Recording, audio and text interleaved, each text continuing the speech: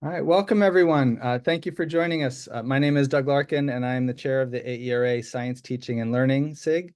We're glad you're all with us today. Before we begin, I just want to plug our final book chat of the academic year, which will be on Wednesday, June 19th, when Daniel Morales Doyle will join us to talk about his book, Transformative Science Education. And then I'm going to share my screen just for a moment here.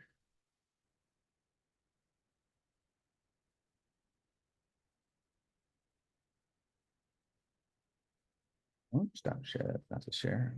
I'll try that again. There we go. Okay. All right. So Daniel Morales Doyle, Transformative Science Teaching, a Catalyst for Justice and Sustainability. That'll be Wednesday, June 19th at this same time. That's the one, we got one on a Wednesday. I know we've been doing these on Tuesday. So it's now my pleasure to introduce Dr. Maria Ong. Dr. Ong holds a PhD in Social and Cultural Studies and Education from UC Berkeley and is currently a senior research scientist and evaluator at Turk. She's also the founder and director of Project SEED, Science and Engineering, Equity and Diversity, a social justice collaborative affiliated with the Civil Rights Project, Proyecto de Derechos Civiles at UCLA. For over 20 years, she has conducted empirical research focusing on women of color in higher education and careers in STEM, and has led evaluation of several STEM diversity and inclusion programs. Between 1996 and 2000, she directed an undergraduate physics program for students of color and women at the University of California at Berkeley. For this work, she was a co-recipient of a U.S. Presidential Award for Excellence in Science, Mathematics, and Engineering Mentoring. Dr. Ong is a former chair of the Social Science Advisory Board at the National Center for Women and Information Technology, and a former member of the NSF Committee on Equal Opportunities in Science and Engineering, the NSF Advisory Committee for the GPRA Performance Assessment, and the NSF Advisory Committee to the Social, Behavioral, and Economic Sciences. Welcome, Dr. Ong.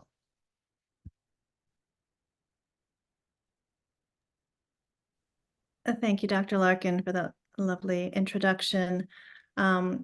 And I want to thank you and the other SIG leaders for organizing tonight's event. I appreciate everyone coming out tonight and sharing part of your evening with you. I want to do a shout out to some people. One is Jennifer Rosenblum is here on the call with me. She is the developmental editor for this book. She's a great friend. If anyone needs a terrific developmental editor, please see me. There are many friends I see on the call here, and I thank you very much for being here. And I'm not going to call you out by name, but you know who you are. So thank you for coming. Let me share my screen. It should still be. 1 second. My screen just went black.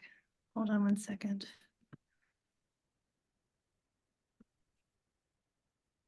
Why did it just go black? Maybe refresh. It was there just a second ago when we tested it. Oh my goodness. Okay, hold on 1 second. Of course this happens. You know, sometimes if the wind is blowing just right, it knocks the internet off a couple degrees. And all right. it's physics, I think. Okay, let's give it another go.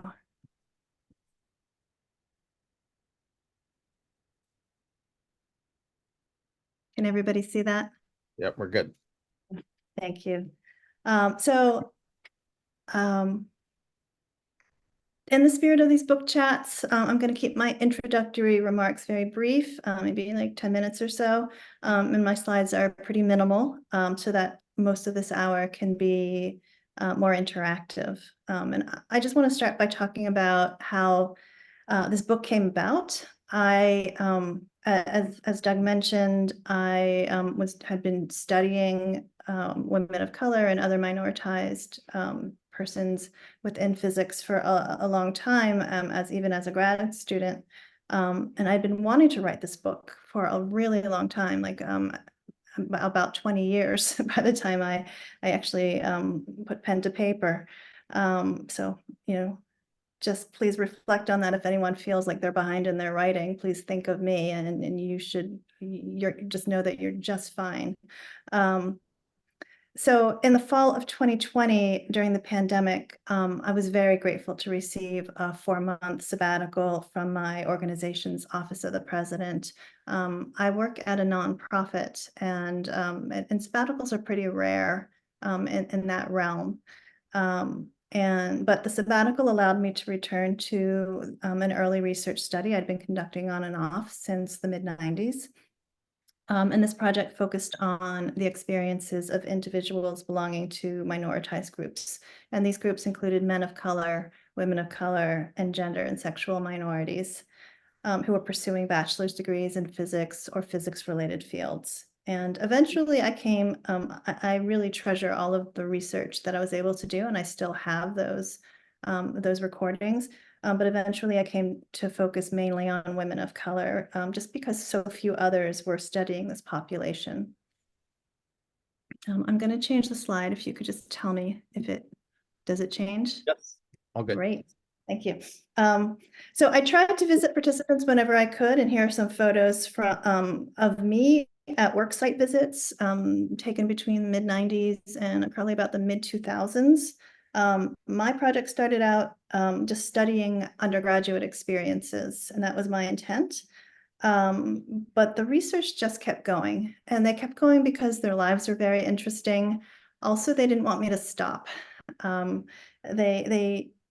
think for some of them, in their view, I was part of their journey, their career. I was a witness to it, and it was important for them to have me there, and I was very honored and happy to keep on going. The timing of the sabbatical allowed me to bookend 25 years of longitudinal research, conduct several final interviews, secure a book contract, and write the first 5 chapters of the book manuscript. I had hoped to write most of it or all of it, but that was just 4 months.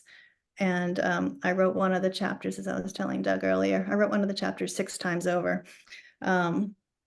Once my sabbatical ended, I returned to full-time work, and this includes 4 research projects I was leading that had been put on hold. And so in order to make progress on the book, I was at my desk at 5:30 every morning, just to get about 60 to 90 minutes of writing before my son woke up and the day started, and I had to be at work.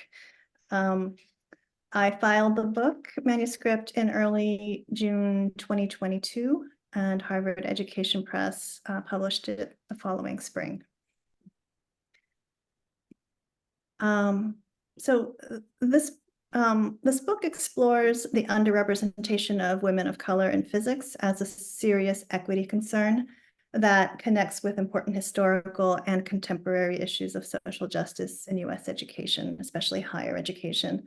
And the figures on the slide hopefully convey the severe underrepresentation of women of color relative to their representation in the US, which was 23% in 2019 for those between the ages of 18 and 24. And here I just want to say a deep thank you to Dr. Anne-Marie Porter of the American Institute of Physics, who helped furnish me with these figures. Also in 2019, in academia, which is a major sector of physics employment, women of color made up only 5% of assistant professors, 6% of associate professors, and 3% of full professors. And I define women of color as persons who identify as women and as Black or African American, Latinx, Latine, or Hispanic or Chicana, Native or Indigenous, Asian or Asian American, or multi-ethnic or multiracial. And while Asian American women are overrepresented as degree holders in physics at the bachelor's and advanced degrees, as well as other STEM fields, there are several reasons I continue to include them in my research. One is that they regularly experience discrimination and microaggressions similar to other women of color. And another reason is here on this slide. I mean, as you go up the ranks in academia, Asian and Asian American women begin to disappear. And as you can see in this NSF data set from 2008 provided by Lillian Wu and Wei Jing, you can see that Asian women are the most underrepresented group among full professors in science and engineering. And admittedly, this is old data from 2008. I tried to update it earlier this week, but the NSF does not disaggregate the data between gender and race and ethnicity. But that is something that I would like to do in the near future. But I do not believe the numbers have shifted so dramatically since this.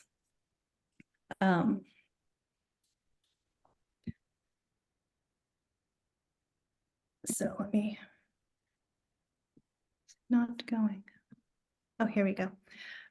So my original research question was, in what ways do women of color experience physics environments during their undergraduate years?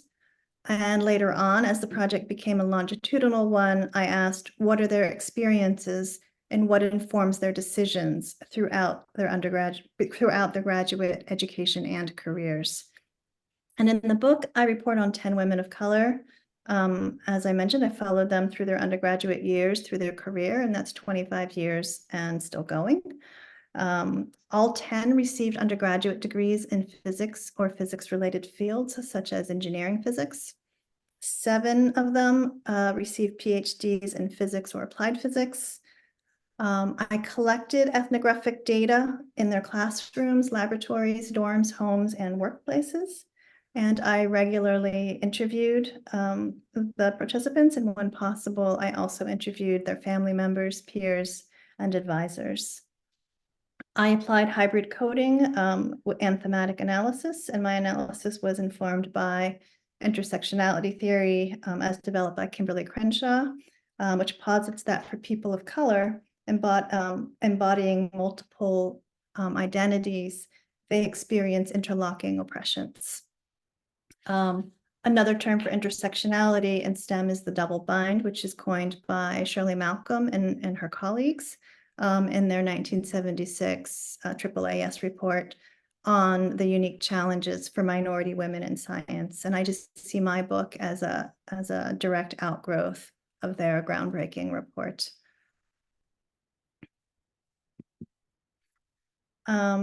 And, you know, as I mentioned, I've been wanting to write this book for many, many years. And one reason is that this book format has allows the luxury of sharing these stories that have unfolded over 25 years.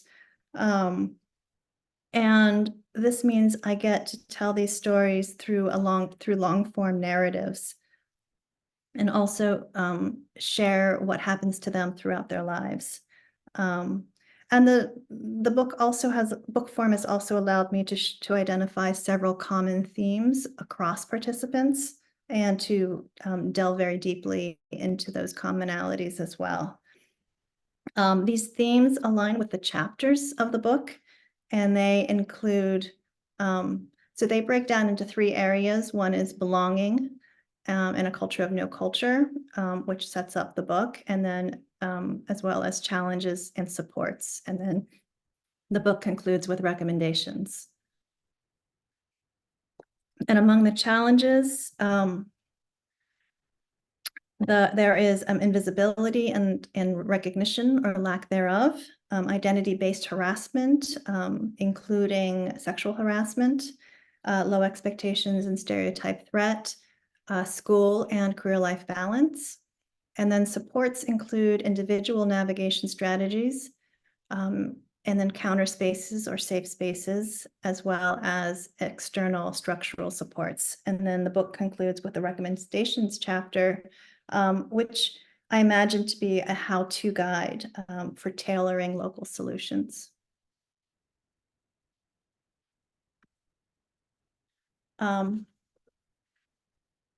And this is my last formal slide. For me, part of having a justice-oriented approach in education meant practicing equity-minded data collection and analysis methods. And in an AERA session in Montreal in 2005, I presented this concept of a methodological activism. And I saw this methodological activism as being rooted in standpoint feminism, as put forward by Sandra Harding, and Black feminist thought as put forward by Patricia Hill Collins. And taken together, this meant rejecting notions of neutrality or objectivity for the researcher. So instead, this approach emphasizes self-positioning, relationships, and care. And by self-positioning, I mean the understanding and transparency of the researcher in relationship to the partnership and to the participants and the work itself. So it's related to what's commonly known in social science as the positionality statement, but it goes even further to reflect on the affordances, the shortcomings, and potential dilemmas of the researcher's position. For example, I was formerly in STEM. I was in chemistry for 3 years. I was formerly a director of a STEM program, and I identify as an Asian American woman. So I needed to reckon with how these roles and stances may have affected the access, the quality, and the content of my data. And another tenet of methodological activism is relationships, and especially in a longitudinal study like the one I conducted, which relationships were formed, friendships were formed, trust was built. And just because I spent, dozens, or hundreds of hours with these participants, and it affected how open they were to me, how much they trusted me, how much they felt that I was, a friend or something like akin to a friend. And their openness was presented opportunities for good data, but they also presented dilemmas. And for me, it was dilemmas of what do I disclose to the reader? What do I really write about? And, and what do I not report in an effort to respect them, their present selves, as well as their future selves, and also, just protect them in ways that, we're in a future that neither of us can foresee. Examples include mental health struggles, chronic illness, issues with parents, estrangement with parents, parental death, and fraught relationships with partners and siblings. And we can talk about that more if you have questions, but I'm going to move on to care. So relatedly, demonstrating care for participants' STEM trajectories, well-being, and other social aspects of their lives, in other words, their whole selves, was another way for me to have an equity-minded approach to the work. Participants sometimes asked me for advice. They saw me as an adult they could trust in their world. And they'd ask me how to deal with a negative experience in school or at work. And also about their personal lives, such as how to approach an issue with a loved one. And if I were a researcher who clung to ideals of neutrality and objectivity, I would not give an opinion. But in my answers to them, I did engage, and I tried to help them serve their present and future selves. And also what's important is, to me, is I also believed in doing research with them and not on them, and having them be the experts of their own experiences. So in the spirit of reciprocity, I often shared early drafts of my analyses with them and solicited feedback and revised with them, and they did not always agree with me. So final versions were sometimes versions that we both had to sort of agree to disagree and say that they're imperfect, but they are versions which we could both live with. I never published my 2005 AERA paper on methodological activism. It's also a piece that's missing from the book, but I am envisioning it. I'm still working on this. It's almost 20 years. later. And I'm trying to work on it, I'm imagining it as a companion piece to the book. However, my esteemed colleagues, Julie Martin and Alice Pauley, and their respective colleagues have written about methodological activism, building off of my work, off of my AERA paper. And their work is grounded in engineering education, and I highly recommend their pieces. And so I'm going to stop there, but before I do, I want to also say thank you again to Dr. Larkin and the AERA STL SIG, and to all of you who've joined, and to my funders, team members, and colleagues. And I will open it up. Let's stop sharing.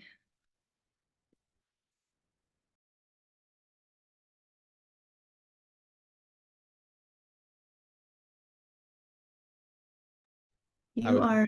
Yeah, such a 2024 problem. So I want to encourage anyone with questions, either I'm gonna ask one or two questions here just to get us started, and then feel free to either raise your digital Zoom hand, or you can put a question in the chat and ask it directly to Dr. Ong in turn.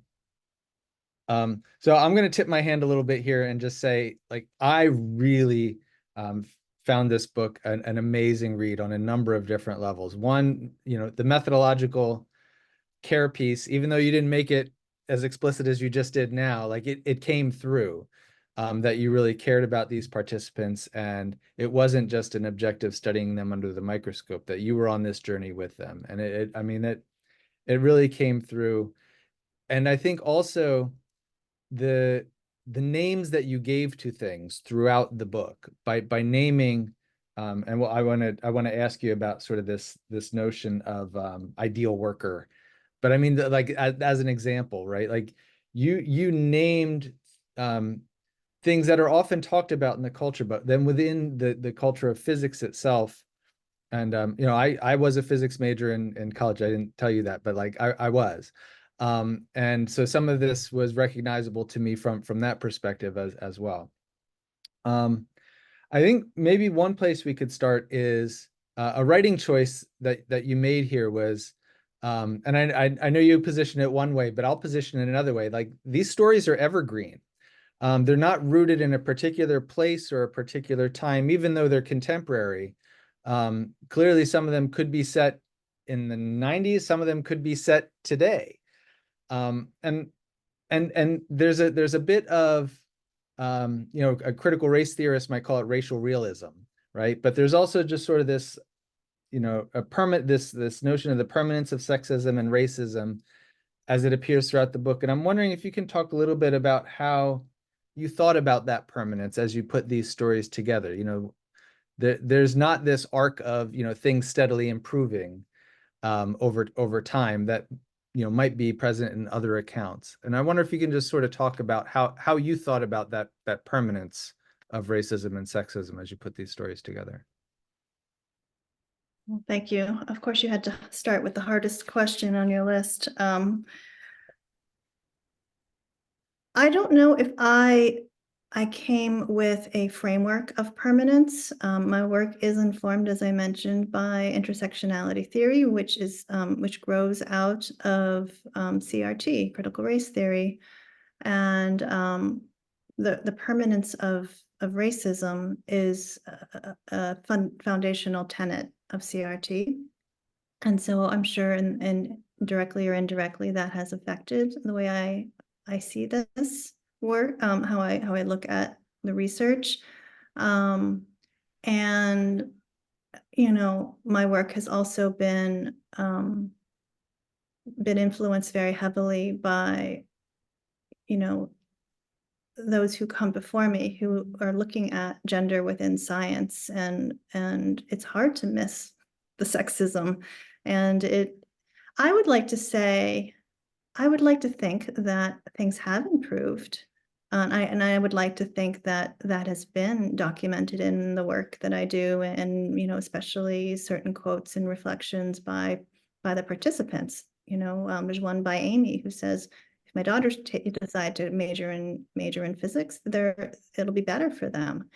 And so I do think there has been improvements within the physics culture, but there's still a long way to go, and that's the message that I think is positive, and then I'm trying to also give. And I did want to mention also, going back to the ideal worker norm, which I do think is an enduring theme throughout all the chapters, even though I really focus on one chapter when I discuss that. But I did try to make it a very accessible book. I had, undergraduates and graduate students and people who are not familiar with social science. I had those audiences in mind. And I've tried to sneak in a little theory in there in every chapter to frame the stories as well. So it wasn't just a series of stories that people could say, well, this is just anecdotal and it doesn't really matter. So it's, yes, I focused on one case study or one story of an individual, but I also try to also show that they weren't alone, and that it can be framed by theory that's existing, and also it matches with existing research. And there are others within my study for whom this, whatever the theme, has also affected them. Does that make sense? Yes, and thank you for correcting me on that. I mean because you do. I mean, one of the things that I really struck me about this book is not just these notes of hope, but like concrete things. There were concrete suggestions that an organization or a physics department or even individuals could take up and do. And I think that's what made this book ultimately a hopeful book for me at the end, because especially chapter 7 and 8. I have a doc student. I'm giving her this book right after this talk. I'm giving her my copy right after this talk, because she's looking for existence proofs, really. And this book is full of them, which Thank you. I appreciate. So maybe we'll start. You gave the order of the chapters there, and I'll ask one more question, and then I'm gonna if we can have somebody from who's watching, or if there's a plant in the audience who wants to ask a question that they've thought of ahead of time, and feel free. But I'm wondering if we could talk a little bit about that culture of physics that you document in the opening chapters or the opening sections of the book. That culture of no culture.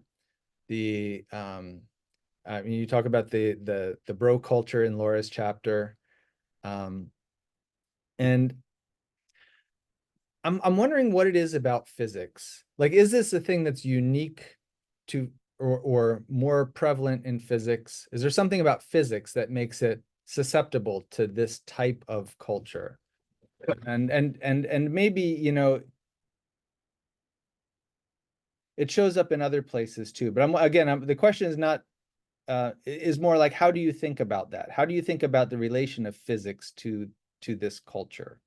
Like, what's the role of the actual subject matter there? So I'll start with just telling a story. And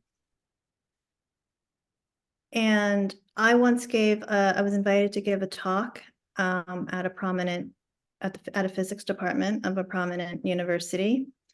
And this was on the heels of an uproar that I won't go into, but it was based on about gender and certain comments being said about what women, could and couldn't do. Sort of similar to, the environment we're in right now. And so I was invited to come and give my talk. And all I did, I just started with just quotes. I showed a series of quotes from my research. And I also, there are people in the audience, some young women, undergraduates, graduate students, who started to say, well, that could have been me. I could have said that. And the faculty who were there also, they were floored. And the chair of the department who was there was floored. And so I started talking about, the culture of physics. And And the chair stopped me and said, well, what do you mean? What is this culture of physics? And that's when I realized, like, we have a long way to go in teaching people that there's actually a culture within the discipline that they're living, in which they live every day. So that's why I start the book where I start. But I don't get credit for that. Dr. Sharon Traweek gets credit for that. In 1988, Sharon Traweek, who is at UCLA, she's an anthropologist. She's also in women's studies or gender studies. She's a tremendous friend and my mentor. She published a book called Beam Times and Lifetimes. And many of you I know on this call are familiar with it, but she wrote an anthropological study comparing particle physicists in the US and Japan. And then the contrast was setting up understandings of why US science is so individualistic and competitive and aggressive, and why also it even in the midst of all of this, they try to and trying to insist that the science is clean and neutral and objective, insist that social aspects do not exist. So that is the culture of no culture, and that is a famous phrase from her book. And my work, hinges upon hers to say, well, of course she understood there was a culture, and the way that she talked about it was describing, where are the women? And and in Japan, what is valued is collaboration, and what is valued is, and what's not valued is the individualism. So you see very, very different ways of being, and different ways of being lifted up as a scientist when you are able to put those side by side. So my work, which takes up some of what she has said on the US side, I mean, I did go to, I went to Japan, and I collected data with her back in like 2006, and I've learned a lot from her, but my work has been about trying to help people see that there is a culture of physics, and try to bring out small, mundane, everyday instances, and the participants do that for me. And just going back to this talk at this prestigious university, people started doing it right there and then. As soon as the chair said, this culture of physics, what do you mean by that? One person said, I really talk very loudly about how late I went to bed and how long I was studying last night. Or I bring an extra backpack and jacket, and I put it very obviously in my office. So, and then I leave, but people think I'm around somewhere on the floor, as a way of making people think that I'm still there and I'm putting in the long hours. So in that conversation alone, like, a lot of aspects of this ideal worker, I'm always available, I'm always there, I'm prioritizing. I'm prioritizing the science above everything else, above my own health, above my family, above above my sleep, and that is how you end up with this measure that's almost impossible to live up to unless you have certain things in place. And those who are likely to have those things in place are white, middle class, heterosexual men. Thank you. That's a very powerful example. That cultural logic of this is what physics is. So rather than me talk, let me open up the floor. I see some physics educators I see some names I recognize in the list there. So you can either type it into the chat, or if we're a small enough group that if you want to unmute, I'm going to do some wait time here. we'd like a question.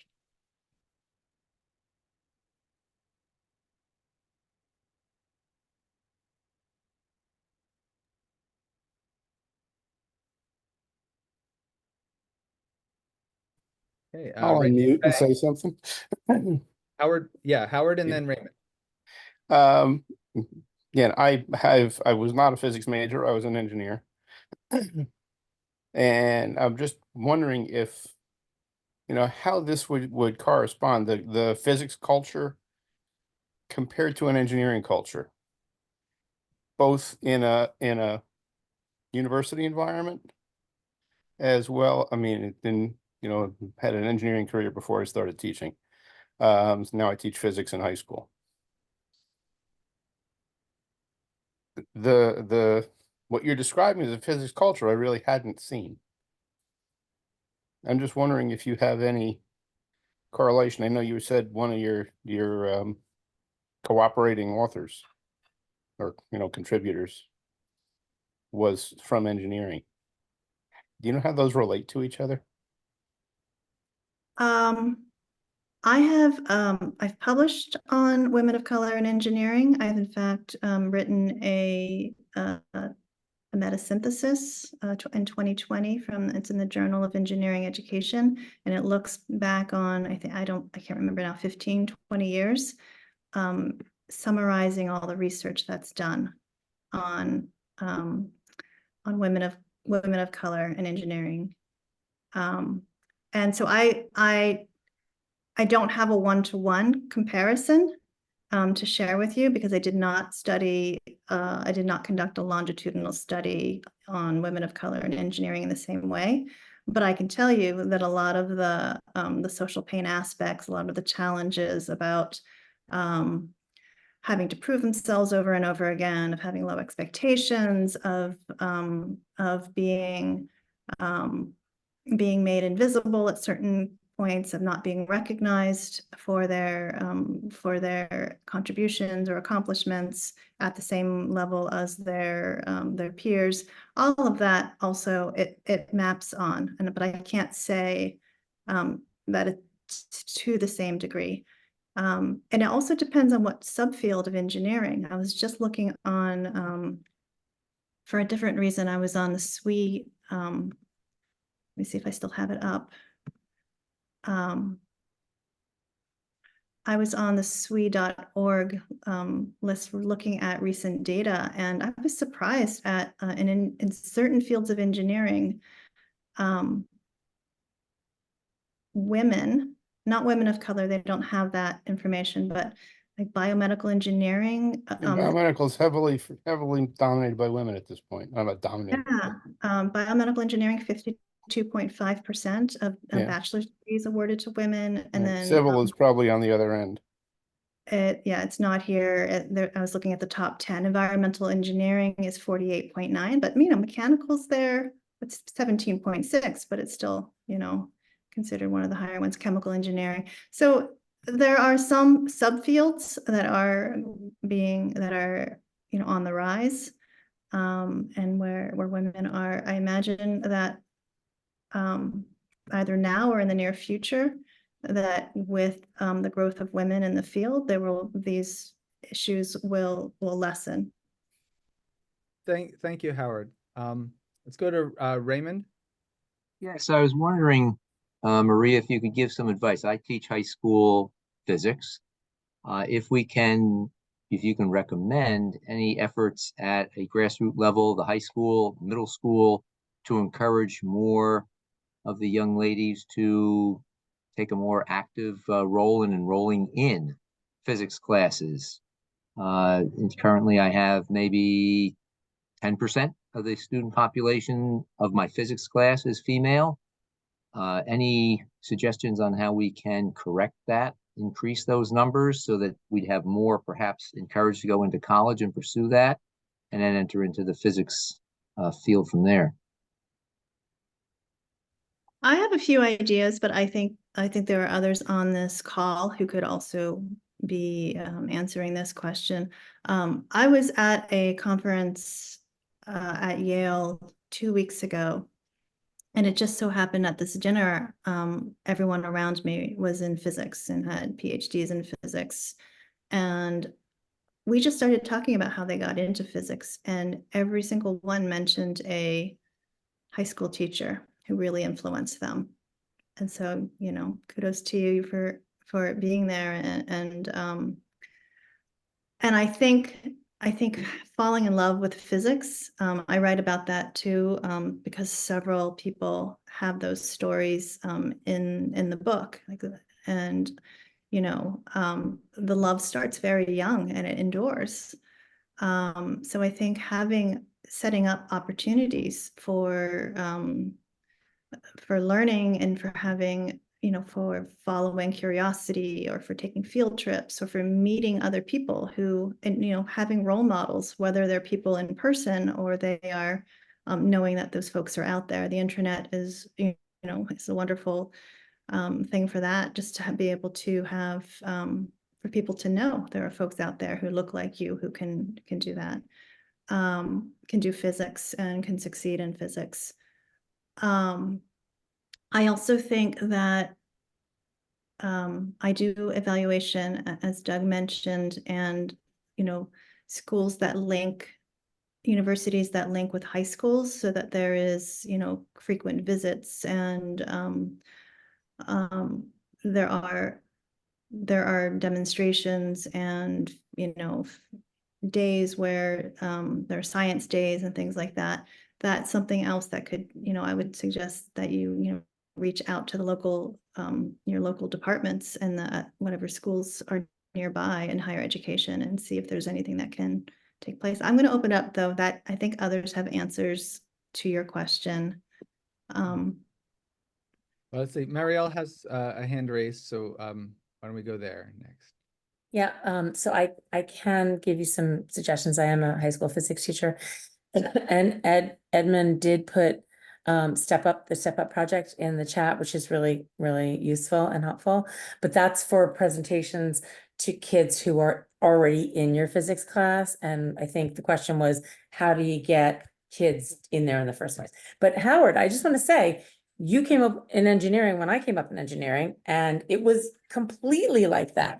You just maybe you didn't see it because you weren't a woman or person of color. Like it Well, was clearly it was not. it was so there was so much bias. I mean, I remember being in the physics building. I went to school at Rutgers, and the lecture hall, the physics lecture hall, and there was a, you know, like the women's bathroom was a single bathroom. It was a single toilet, and then the men had like eight stalls in their bathroom. Yeah. And we were like one at a time. Like, so the possibility that there could be like more than one woman in the building as compared to more than 8 men, right?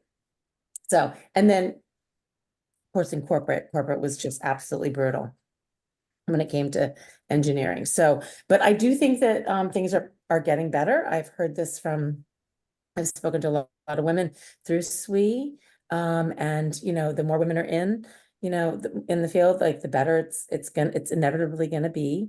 So then to Maria, to your point about what other people are doing, the things that I have discovered and uncovered, I have I ran an all-girls engineering class back in 2014, 2015. I also taught principles of engineering. And I remember parents saying to me, oh, you know, your daughter should take engineering. She's really good in physics. Oh, she is? Oh, she should? I didn't know she was eligible to take the class. Whereas no boy ever thought that. No parents of a boy ever thought that, right? So I have found that girls need to be invited in individually, like eyeball to eyeball conversations. You should consider this. You're very strong in, and particularly if you're doing traditional high school physics, not like the next gen physics, we're doing traditional high school physics with all the math and everything, go to the math teachers. Go to the math teachers who are like the for sophomores, if it's a junior level course, and you talk to them, you ask if you can present to them, or you have a girl go in and you present to them, and you ask them for names of girls, and then you email them or whatever. Girls need to be invited. The other thing is, girls are not necessarily, what I've experienced, informed by their grade in chemistry or their grade in physics. Girls will oftentimes have the highest grade in the class, but the boys have a lot of bravado and a lot of swagger, and they're like competing for who's better at this, and then the boys will not really, they're the opposite, right? Like they have a C in physics. They're like, I'm good. And then the girls will have an A and they're like, am I good at this? You're really good at this. Am I? So the girls need to be validated because of the experience of the bias that they go through. So they need to be validated and they need to be invited in. Those are my. Validated and invited. That's excellent. And I think, even starting before sophomore year, that Yeah. the research shows that, girls and people of color and girls of color start to think, I'm no good at this by middle Yeah. school. Yeah. So Yes. or Yes. younger. Thank you. Thanks. We'll go to Edmund. Yes, hello. First, just a brief positionality. I'm a professor of physics, but I'm also at an R1 university, but I'm also teaching the program in women's and gender studies, precisely because the culture of physics I found is toxic and not really conducive to my mental health or aligned always with my values. So I was thrilled by the book and moved very powerfully by it. Of course. And one message that I've taken from the book, and I'd be really interested in your comments on this, Mia, has to do with the intersectionality. And it's, of course, compounded because so many of the participants, the interview subjects, bring in issues of classism, ableism, and so on. And in fact, that appears to be essentially universal. And so, in fact, the title of the book could have been The Quadruple Bind, or maybe even Quintuple. And so I guess I want to ask about sample selection.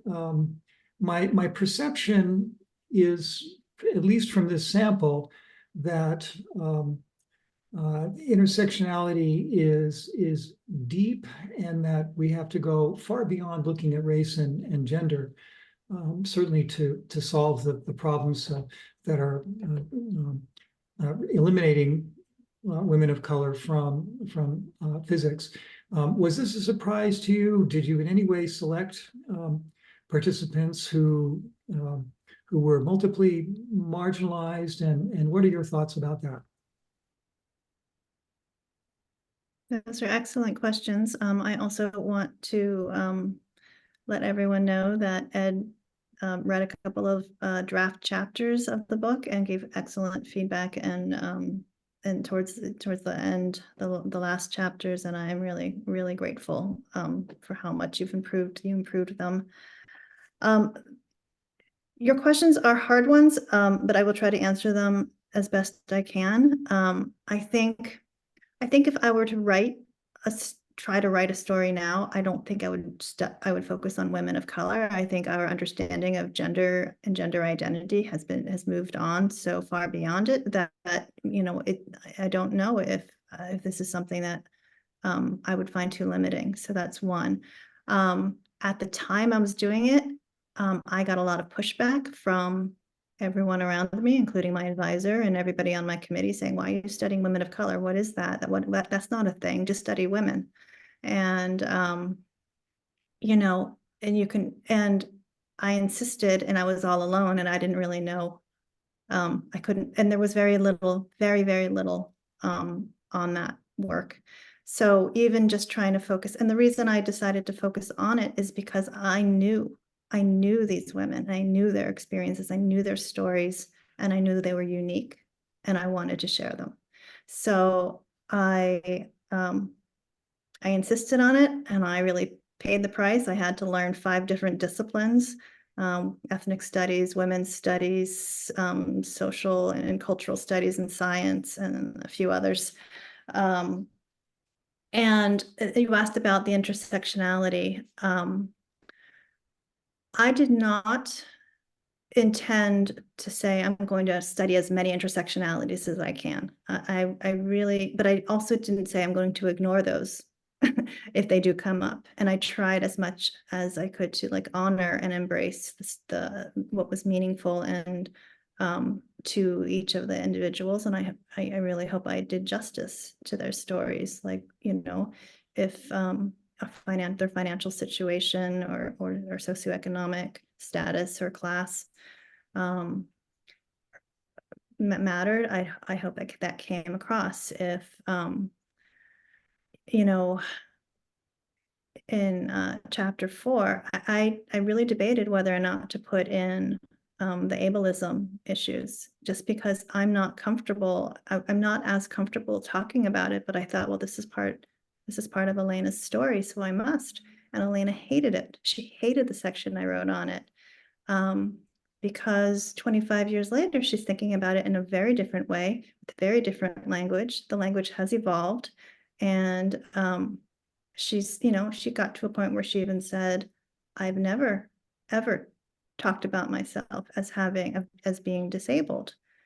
And I could have said, I've got you on tape, you know, I could play it back to you. I've got the transcripts. But winning would not be really winning, you know? So it got to a point where I said, let's try to rewrite this. This is why I rewrote this chapter 6 times, so that it could be something that we could both maybe not be happy with, but we could both live with. And that's what we worked on. It was a lot of back and forth. And I hope that, you know, again, that she was satisfied with it. So I know that she was okay with it, but I hope I did it justice. In terms of selection, I think I had the number written down at some point, because I was just looking for people who didn't fit the mold, you know, of physics. And anybody who would who would agree to do an interview with me, I did an interview with them, and I have fabulous data that one day I will publish. But the ones that, you know, kept saying yes to me are the ones who ended up being in the longitudinal study, and I'm very, very deeply grateful to them. And I, you know, it's really a gift to be a witness to their lives. And that's really how I didn't do any sample selection. I didn't do cherry picking. But again, it's not a random sample. I would never claim that. It's a self-selected sample, and that those who kept saying yes to me were those who saw value in my research and also in our relationship. Great. Thanks. Next question is from Kate Miller. Kate, you're up. Hello, can you all hear me? Yes. Awesome. Well, thank you so much for this book. Full disclosure, you're on my summer reading list, and I'm a grad student, so I haven't gotten there yet, but today was a wonderful teaser. I'm a survivor of a physics major myself and a former physics high school teacher, now in grad school. And a lot of the time I sit in this tension of wanting to invite minoritized populations into the physics discipline for all of the lovely reasons that we know, but then also feeling like, what are we inviting them into, right? That culture that we were talking about earlier. And I know that you had alluded to or discussed before a tension that you felt from the researcher side of things, of the ethic of care towards your participants. What are you reporting? What are you not reporting? And I'm just wondering if you can speak a little more about the tensions that arose for either you or your participants, and how those tensions were reconciled or not. That's a great question. And again, this is a question I think that several people on this call can answer. I was asked this question back in 2005 after I gave my methodological activism paper in a very aggressive way, basically saying, like, how dare you? Like, the question started with, how dare you try to get people of color into physics when, and then the question continued. And I had to take a beat because I wasn't expecting that, but my answer was individuals should be allowed to have as wide a selection of majors and jobs and careers as they wish. We should not make those decisions for them. We should not restrict them in any way. They ought to know what are the possibilities ahead of them, and our job as educators are to put those, let them know and to support them, and at the very least, just get out of the way. I think that's, and almost 20 years later, I think I stand by that, but I invite others to speak up.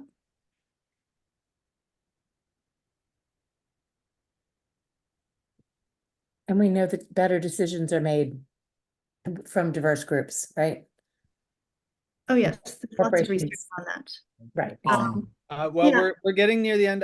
Clausel Mathis is will be our last question here. Clausel, are you? Yeah, I'm still here. Thanks. Okay, Thanks. yeah.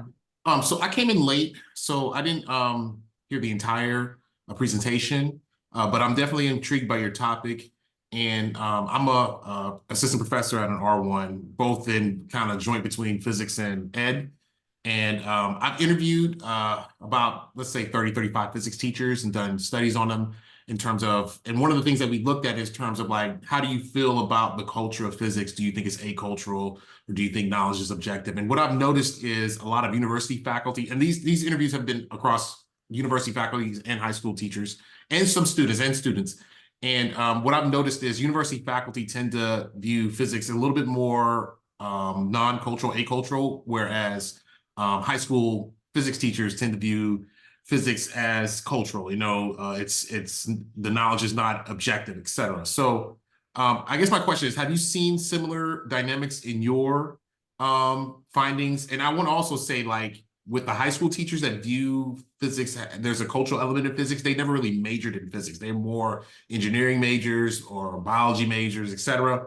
And so, but people who tend to come from like these pure physics backgrounds always view knowledge as objective, physics is acultural. It doesn't matter how you frame physics across cultures, it comes out the same. And so I was thinking, I guess my question is again, have you seen similar dynamics in your work, comparing the differences of opinions around the cultural dynamic of physics from a university faculty versus a secondary teacher?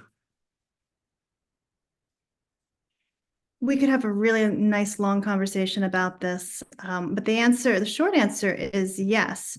And I always find it fascinating how those who insist that the culture of physics is objective and neutral